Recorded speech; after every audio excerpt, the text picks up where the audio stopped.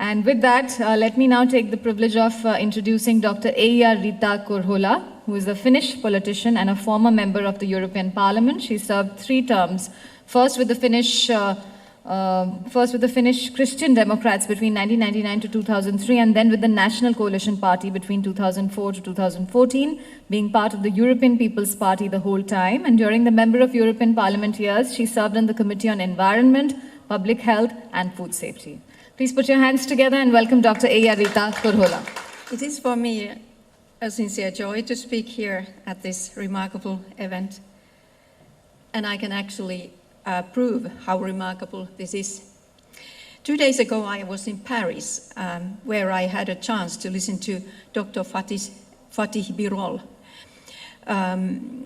the leader of International Energy Agency, IEA. He analyzed the last global energy trends and future scenarios. We had the annual meeting of Steering Committee of Japanese ISGF, Innovation for Cool Earth Forum, and Birol was speaking to us. He said solar will be the biggest in growth, and he mentioned huge numbers in megawatts in coming decades. I could not resist temptation asking him, yes, megawatts of solar PV will be huge, but what about the megawatt hours in the grid? Solar doesn't make the difference if we don't solve the problem of storage. Birol said he was very positive. He said he's convinced that in India they will solve the problem. Because of India, he was positive. Just because there are so many encouraging things happening in India. Smart technology, smart planning, artificial intelligence. And I want to mention this encouraging vision because there are also some pessimistic elements in my presentation. But I will not end in pessimism, I promise you. I have some slides. I don't know if they can be found somewhere, probably here. But anyway, meanwhile, I continue. I will reflect on how we can accelerate energy transition and how not. My background in politics might explain my somewhat critical comments on this topic. I have a long history, 15 years in the European politics, and I will look at some mistakes we have done in Europe. I also made my doctoral thesis on that area. There are many environmental reasons for reducing our dependence on fossil fuels, even beyond the gist of cutting greenhouse gas emissions. Burning fossil fuels emits pollutants that contribute to acid rain and photochemical smog, black carbon that adds to global warming, and heavy metals that harm human health. Reliance on fossil fuels also causes water pollution and ruins soil. A switch to non-fossil energy is environmentally desirable, although some of the alternatives also have significant impacts too. How to get there as efficiently as possible is the real question. We have to realize just how different a move to renewables would be from past energy transitions. Almost every time, society has replaced one source of energy with another. It has shifted to a more reliable and energy-dense fuel.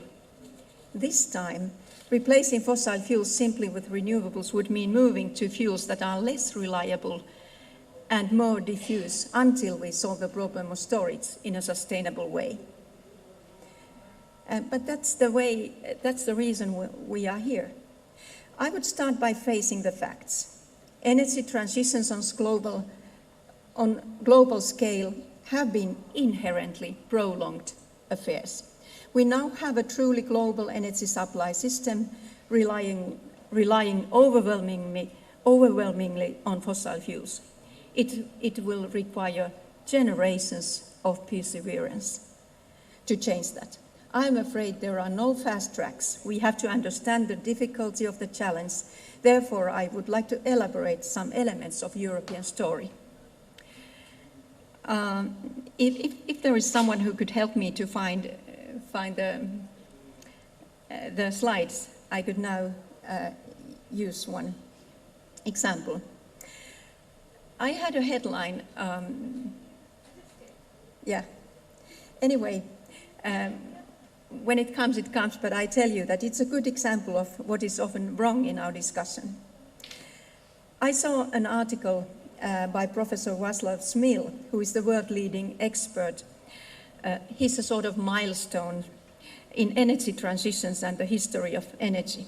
He's also my colleague in the steering committee of this Japanese ISGF. And this presentation of mine is based on his findings on past energy transitions. Professor Smil has been reminding us that globally energy transitions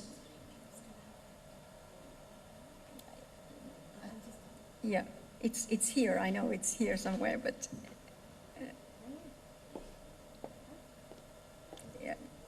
sorry. Anyway, we can forget those slides if they cannot find. But he said, Smil said that energy transitions don't happen quickly. There may be some partial gains, but in the bigger picture, rapid speed and sustainable development don't appear in the same sentence.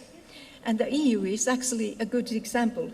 We made some fatal mistakes in the EU to mean green energy quotas with force. In that picture that I would have liked to show you, there was a headline on a German website of News in English.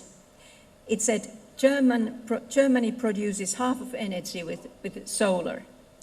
But the headline, totally wrong, was also a perfect example of why it is so important to analyze the language we use. Analysis by the Fraunhofer Research Institute showed that the peak of Germany's solar energy usage lasted only for 1 hour, and that the record share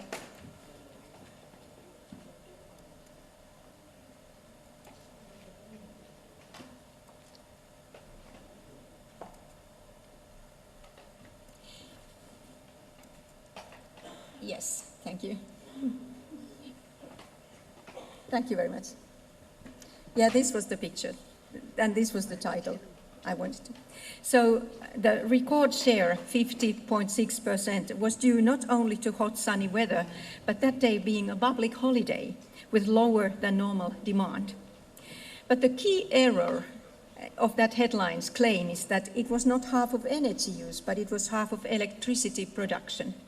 This confusion, mixing energy and electricity, the latter being only one fraction, takes place very frequently in energy debates.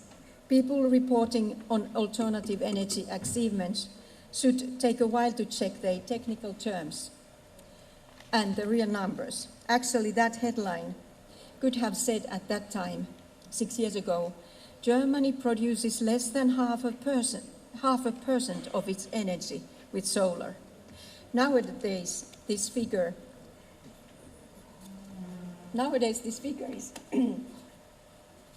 is a bit higher. However, it's 1.3%.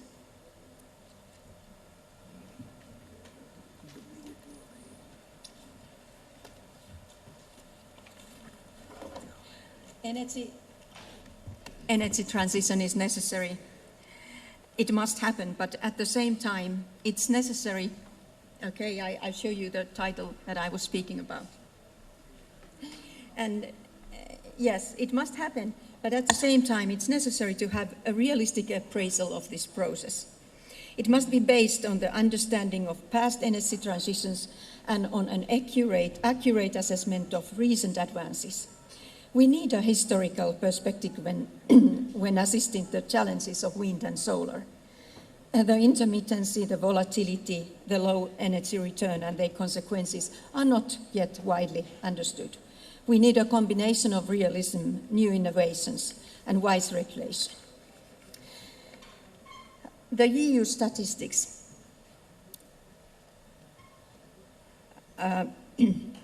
show that in 2018, its 28 members derived 18.9% of their total primary energy supply from renewable sources. So it seems that Union appears to be well on its course on reaching the EU mandated 20% target by 2020. And the shift away from fossil fuels should continue. However, the new renewables create the image, but the old renewables are doing the work. That's the situation. Many believe that wind turbines and solar panels, both heavily promoted and subsidized by many governments, lead the change toward the continent's renewable future. But actually, it's solid biofuels. In plain English, solid biofuels are wood, the oldest of fuels, be it trunks directly harvested for heat and electricity generation and burned as chips, or large amounts of wood processing waste. And if we add traditional hydro, we reach 69%. Old renewables, wood and water, thus gave Europe more than 2/3 of its renewable energy supply in 2018. Burning, logging and wood processing wastes make sense. Importing wood chips from overseas in order to meet green quotas does not. Here we did some serious mistakes in Europe. In 2013, the EU was burning more than 6 million tons of imported wood pellets. Nobody could guarantee it was sustainable or carbon neutral in terms of land use. Imports came mostly from North American and Russian forests, but Brazil too. We have also had a biofuel hype by converting grain crops into ethanol, oil crops into biodiesel, or corn into biogas. But we have now begun to understand that their mass-scale production can have many negative consequences, ranging from higher food prices to excessive leaching of nutrients and enhanced soil erosion.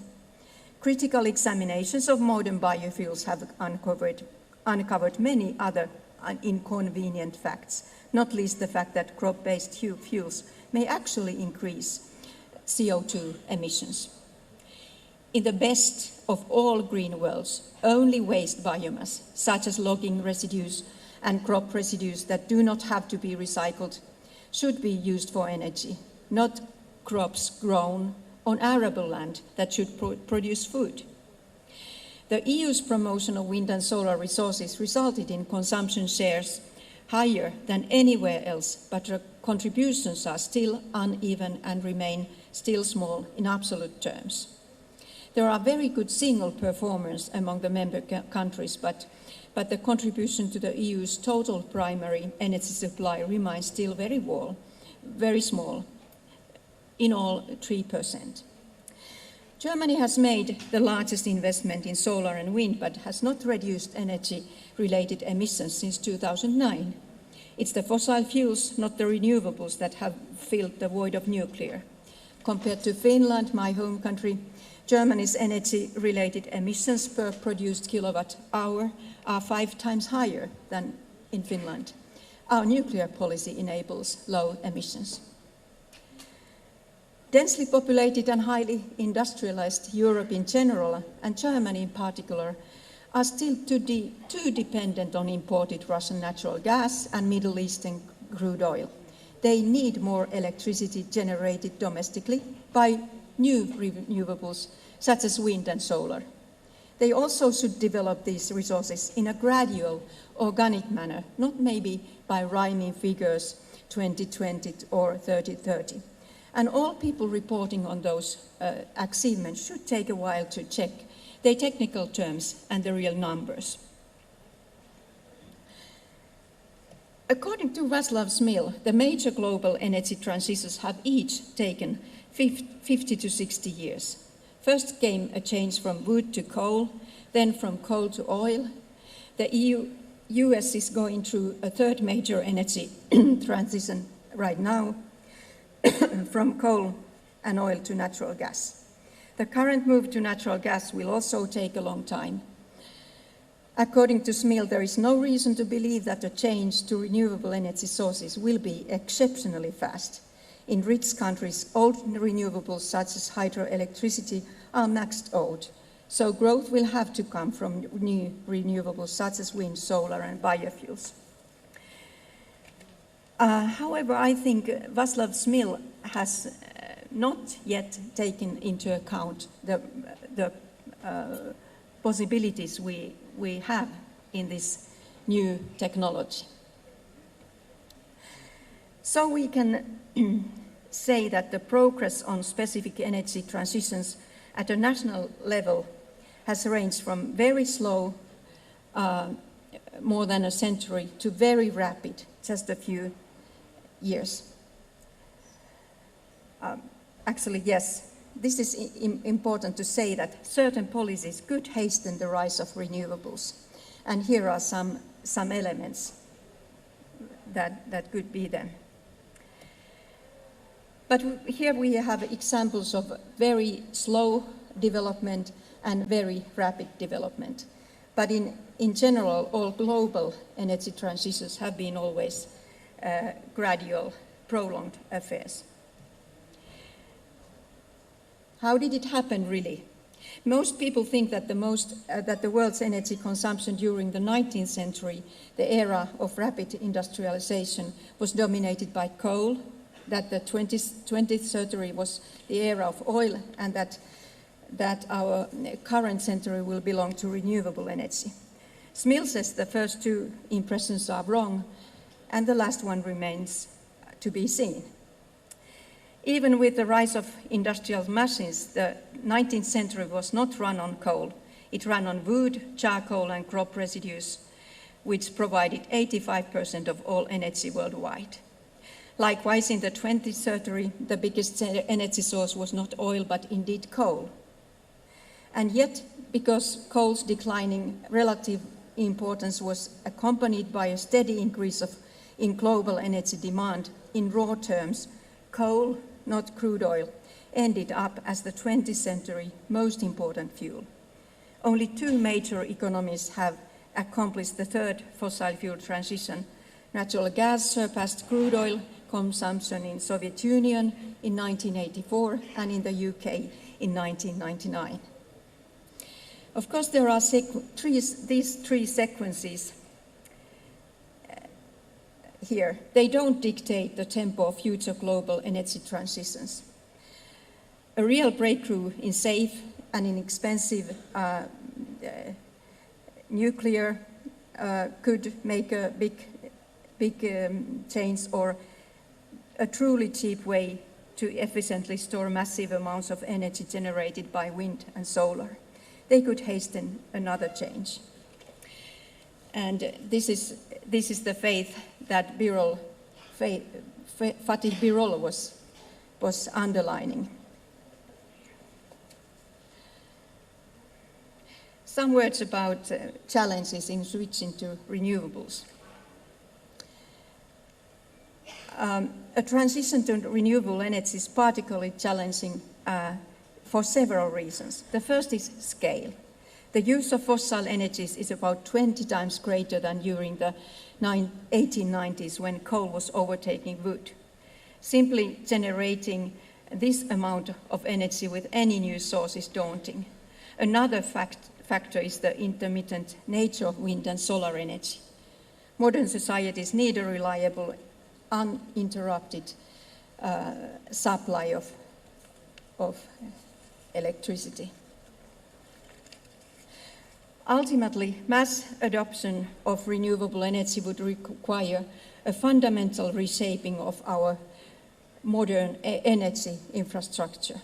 For electricity, it would entail a shift from a relatively small number of very large thermal or hydropower plants to a much greater number of small distributed wind and solar systems. And the final factor leading to a prolonged shift is the size and cost of existing infra.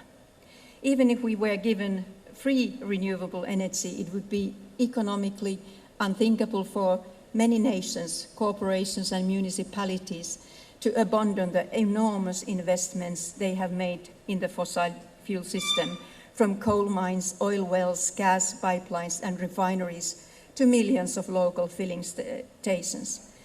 Infrastructure that is worth at least $20 trillion across the world. No country will walk away quickly from such investments. So what to do?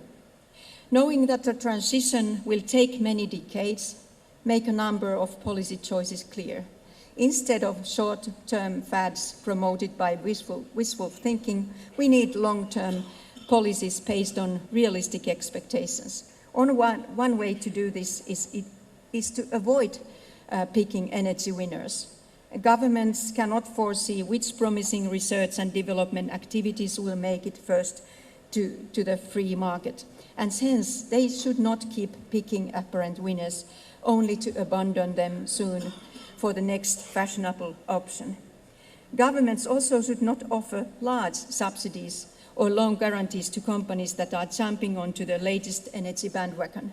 Subsidies can accelerate the advance of nascent energy conversions, but they can also lock technologies in their infancy. The technologies don't have to seek the profitability from the market because it's given as a breastfeeding of the society.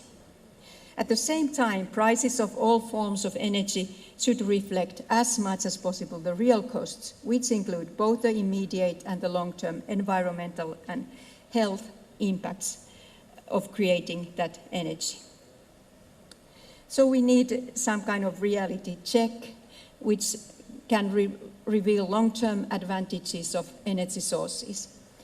The most important way to speed up the gradual transition to renewables is to lower overall energy use. The faster demand rises, the harder it is to supply a large fraction of it.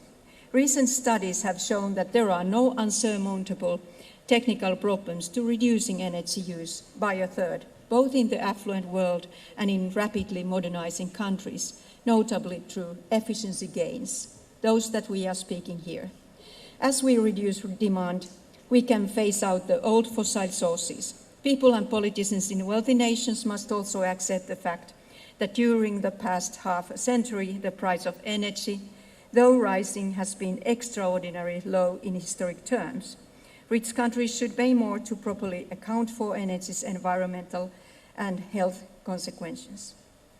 And finally, smart solutions. Past energy generations had no idea of today's possibilities in adjusting and balancing and planning. That's why we are exactly here. And I want to congratulate the India Smart Grid Forum for a great vision and for doing the core business for our planet. Thank you.